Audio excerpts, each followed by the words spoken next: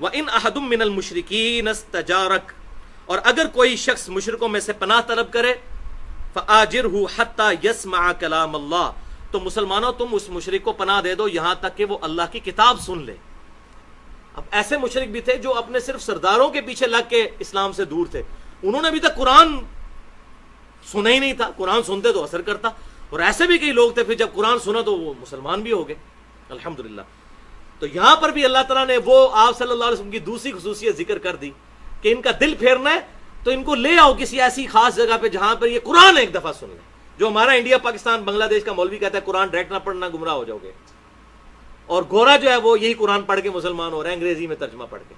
یہاں بھی اللہ تعالیٰ کیا فرما رہا ہے، اگر کوئی مشرک پناہ مانگے اور وہ چاہتا ہے کہ مجھے یار چھوڑ دو تو اس کو ایسی جگہ پر لے آؤ جو ایک بار وہ کلام اللہ سن لے، ثم ابلغہ مأمنہ، پھر اس کو پہنچا دو اس کی امن والی امانت والی جگہ پر، جس قبیلے کا ہے وہاں تک پہنچا دو، لیکن ایک بار اسے قرآن کی دعوت پیش ضرور کر دو۔ ذالک بانہم قوم لا یعلمون، یہ اس لیے کہ بے شک یہ ایسی قوم ہے جو لا علم ہے، بےچارے جاہل لوگ ہیں، ان کو ابھی تک دعوت پہنچی نہیں ہے، خاندانی تعصب کی وجہ سے نبی صلی اللہ علیہ وسلم کے مخالف بنے ہیں، تمہاری تھوڑی سی کوشش ہو سکتا ہے ان کو اسلام کی طرف لے آئے۔ اور مجھے یہاں پر وہ بات بھی یاد آ گئی جو بخاری اور مسلم کی متفق علیہ حدیث ہے، آپ صلی اللہ علیہ وسلم نے مولا علی کو جب غزوہ خیبر کے موقع پر جھنڈا دیا تو فرمایا اے علی پہلے جا کر ان پر دعوت پیش کرنا، اگر تیری دعوت کی وجہ سے ایک بندے نے بھی اسلام قبول کر لیا تیرے لیے سرخ اونٹوں سے بہتر ہے۔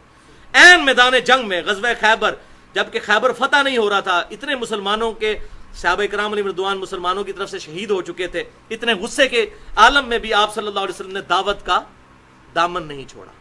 لہذا یہ جو لوگ کہتے ہیں جی اتنے ہندو جا کے مار دو، اتنے چائنیز مار دو، اتنے یہ کر دو وہ کر دو، انہوں نے اتنے مارے ہم ان کے اتنے ماریں گے، اس کی اسلام میں کوئی گنجائش نہیں ہے، بولے اعوذ باللہ تعالی۔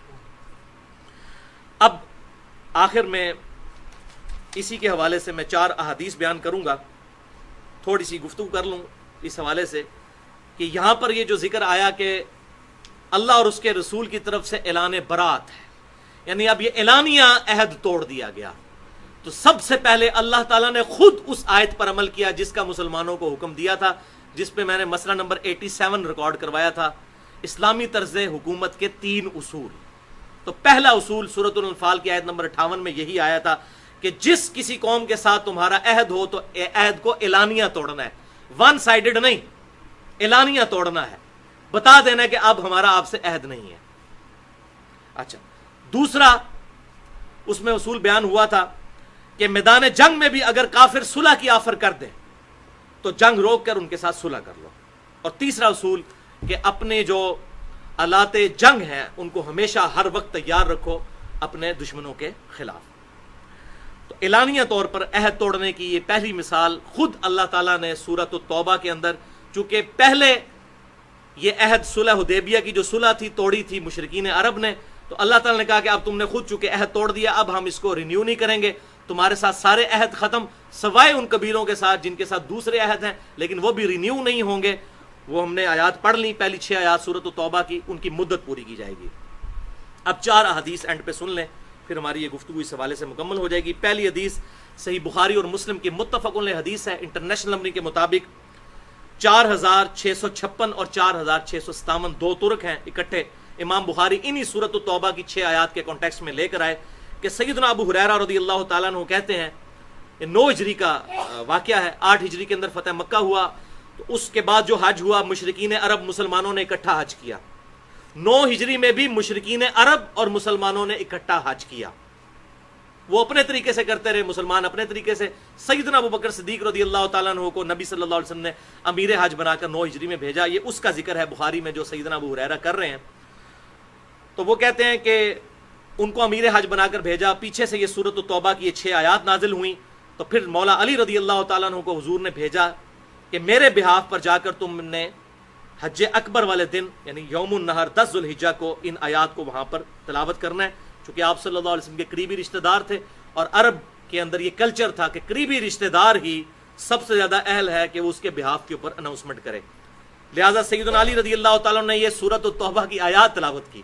اب دیکھیں کتنی ذلت اٹھانی پڑی ان مشرکین کو، ان کے سامنے ان کو کہا جا رہا ہے کہ 4 مہینے کا ٹائم ہے، یا تو اسلام قبول کرو، ادروائز جہاں پائے جاؤ گے قتل کیے جاؤ گے، اور مسلمانوں ان کی ایسی کی تیسی پھیر کے رکھ دو، 4 مہینے تک ان کو مہلت ہے۔ کتنی ذلت۔ تو اسی حدیث بخاری میں آتا ہے کہ اس میں دو باتیں آپ صلی اللہ علیہ وسلم نے اور حضرت علی سے کہا کہ وہاں بیان کرنی ہے. نمبر ایک، آئندہ سال کوئی مشرک حج کے لیے نہیں آئے گا، یعنی اب حرم میں کوئی کافر اور مشرک داخل نہیں ہو سکتا. آج تک الحمدللہ کوئی داخل نہیں ہو سکتا، نہ حرم مکہ میں اور نہ حرم مدینہ میں.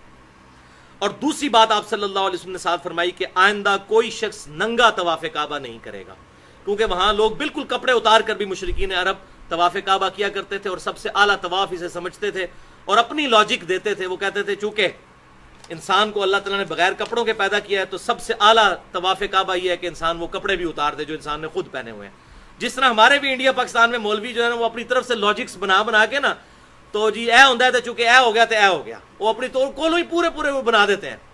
جو میں نے ایک دفعہ بتایا تھا ڈاکٹر طاہر القادری صاحب نے کہا کہ اوپن مجمع میں، اور میں نے ٹی وی پہ ویڈیو سنی، وہ کہتے ہیں یہ بتاؤ نماز پڑھنا کس کی سنت ہے؟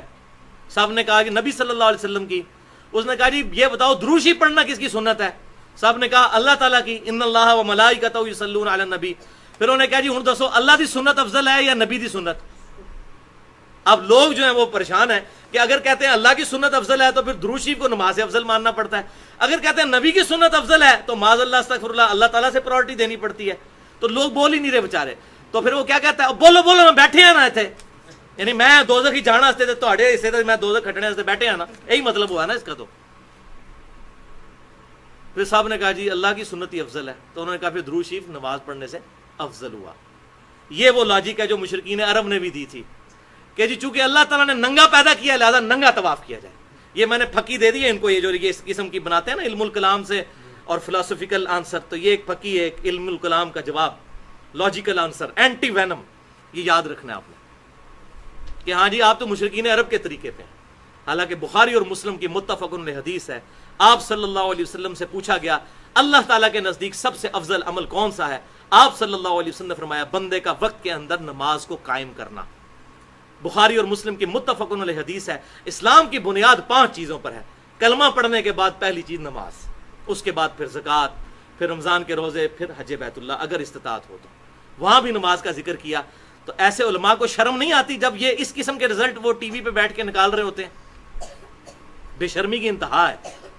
تو مشرکین عرب بھی یہ کہتے تھے ننگا طواف. تو وہ اعلان ہو گیا، صحیح بخاری میں حدیث بھی آ گئی کہ یہ کام نہیں کرنا، 2 کام نہیں کرنے. آندہ کو مشرک حج کے لیے نہیں آئے گا اور ننگا طواف نہیں کیا جائے گا.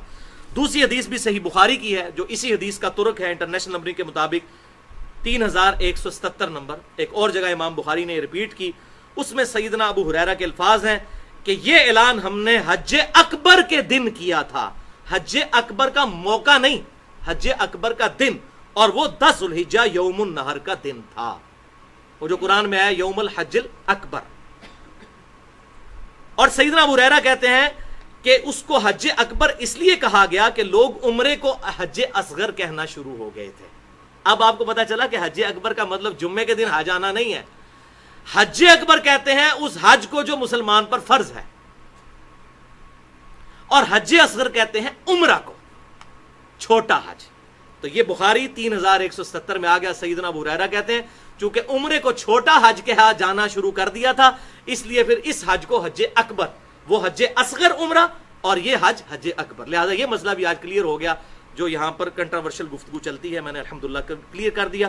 تیسری حدیث بھی صحیح بخاری میں ہے 1742، اور یہ حدیث مرفوع ہے. آپ صلی اللہ علیہ وسلم نے خود حج اکبر فرمایا ہے 10 ذوالحجہ کے دن کو، یوم النہر کو. بڑی مشہور حدیث آپ نے سنی ہوگی کہ آپ صلی اللہ علیہ وسلم نے فرمایا یوم النہر جو حجۃ الوداع کا خطبہ، ایک تو یوم عرفہ کو دیا، وہ جمعے کے دن تھا 9 ذوالحجہ کو. ایک 10 ذوالحجہ کو آپ کا خطبہ ہے جو بخاری اور مسلم دونوں میں ہے. مسئلہ نمبر 66A میں نے وہ ڈیٹیل سے بیان کیا ہے. محرم اور واقعہ کربلا سے متعلق 5 علمی پوائنٹس، وہ پوری حدیث بیان کی ہے. اس کا کچھ ٹکڑا میں یہاں پر بیان کرتا ہوں. صحیح بخاری 1742. آپ صلی اللہ علیہ وسلم نے فرمایا تمہارا خون، تمہارا مال اور تمہاری عزت ایک دوسرے پر اسی طریقے سے حرام ہے جس طرح کہ آج کے دن کی حرمت ہے، یعنی یوم النہر 10 ذوالحجہ کی حرمت، اور اس مہینے ذوالحجہ کی حرمت ہے، اور اس شہر مکہ کی حرمت ہے. جس طرح یہ اللہ کے نزدیک قابل عزت ہے، اسی طریقے سے تمہارا خون، مال اور تمہاری عزت ایک دوسرے پر حرام ہے. اور پھر آپ صلی اللہ علیہ وسلم کے الفاظ ہیں اسی بخاری 1742، آپ نے جب یہ خطبہ دیا 10 ذوالحجہ یوم النحر قربانی کے دن، پھر فرمایا ھذا یوم الحج الاکبر، یہ آج کا دن حج اکبر کا دن ہے۔ یوم عرفہ کو حج اکبر نہیں کہا بلکہ 10 ذوالحجہ کو حج اکبر کہا، حالانکہ 10 ذوالحجہ ہفتے کا دن تھا، کیونکہ بخاری اور مسلم کی متفق علیہ حدیث ہے، بخاری میں 45 نمبر اور مسلم میں 7527 نمبر، کہ یوم عرفہ آپ صلی اللہ علیہ وسلم نے جو حج کیا تھا یوم عرفہ 9 ذوالحجہ، وہ جمعے کے دن آیا تھا 10 ہجری میں، جہاں وہ آیت نازل ہوئی تھی الیوم اکملت لکم دینکم واتممت علیکم نعمتی ورضیت لکم الاسلام دینا، آج کے دن ہم نے تمہارے لیے تمہارا دین مکمل کر دیا، اپنی نعمت تم پر تمام کر دی اور اسلام کو ایز اے ریلیجن تمہارے لیے پسند کیا۔ تو یہ بخاری مسلم میں موجود ہے۔ لہٰذا یوم عرفہ چاہے جمعے کو آئے یا کسی اور دن کو حج اکبر نہیں بنتا، حج جو بھی کرتا ہے وہ حج اکبر ہی کرتا ہے، جو عمرہ ہے وہ حج اصغر ہے۔ ویسے بھی یوم عرفہ والے دن اگر جمعہ آ بھی جائے تو جمعہ پڑھا تو کوئی نہیں جاتا، ظہرین ہی پڑھی جاتی ہے، میدان عرفات کے اندر جمعہ تو کوئی نہیں ہے۔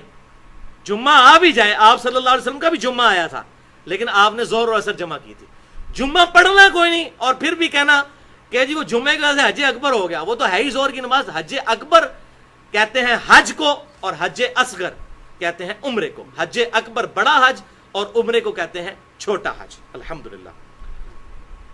اب اس کے ثبوت میں وہ چوتھی اور آخری حدیث بخاری اور مسلم کی متفق علیہ حدیث ہے، آپ صلی اللہ علیہ وسلم نے فرمایا جس شخص نے رمضان المبارک کے اندر عمرہ کیا گویا کہ اس نے حج ادا کیا۔ رمضان المبارک کے اندر، یعنی رمضان المبارک کا جو عمرہ ہے وہ حج کی طرح ہے، بڑے والے حج کی طرح رمضان کا عمرہ۔ اور مسلم شریف میں الفاظ آتے ہیں کہ راوی کہتے ہیں کہ مجھے شک ہے کہ آپ صلی اللہ علیہ وسلم نے ساتھ یہ بھی فرمایا تھا جس نے رمضان میں عمرہ کیا گویا اس نے میرے ساتھ حج کیا، لیکن مجھے یہ کنفرم نہیں، مجھے ہلکا سا یاد پڑتا ہے، لیکن اس راوی کو تو بھول گیا۔ لیکن ابو داؤد کے اندر انٹرنیشنل نمبرنگ کے مطابق 1990 نمبر حدیث ہے، وہاں کلیئر کٹ راوی کہتے ہیں کہ مجھے یہ بات یاد ہے کہ آپ صلی اللہ علیہ وسلم نے فرمایا تھا جس نے رمضان میں عمرہ کیا گویا کہ اس نے میرے ساتھ حج کیا۔ لہذا جو صحیح مسلم کے اندر اس راوی کو شک تھا وہ اس کا شک نہیں، بالکل کنفرمیشن ہو گئی سنن نبی داؤد کے اندر۔ بہرحال یہ بات تو ایگریڈ اپان متفق علیہ ہو گئی کہ رمضان المبارک کے اندر عمرہ کرنا حج کرنے کے برابر ہے، رمضان کے اندر عمرہ حج اصغر بھی جو ہے وہ حج اکبر کے برابر الحمدللہ ہو جائے گا۔ اللہ تعالیٰ کی طرف سے یہ خاص انعام ہے۔ حج کے حوالے سے میری 200 منٹ کی گفتگو ہے، مسئلہ نمبر 54A اور 54B، حج اور عمرہ کے صحیح احکام و مسائل، اور اسی کی پھر ایکسٹینشن ہے مسئلہ نمبر 54C اور 54D، وہ بھی 200 منٹ کی گفتگو ہے، قبر رسول صلی اللہ علیہ وسلم کی حاضری سے متعلق فرقہ وارانہ نظریات کا تحقیقی جائزہ۔ اللہ تعالیٰ سے دعا ہے جو حق بات میں نے کہی ہمارے دلوں میں راسخ فرمائے، اگر جذبات میں میرے منہ سے کوئی غلط بات نکل گئی تو اللہ تعالیٰ ہمارے دلوں سے محو کر دے، ہمیں کتاب و سنت کی تعلیمات پر عمل کر کے دوسرے بھائیوں تک پہنچانے کی توفیق عطا فرمائے۔ سبحانک اللہم و بحمدک، اشہد ان لا الہ الا انت، استغفرک و اتوب الیک، وما علینا الا البلاغ المبین۔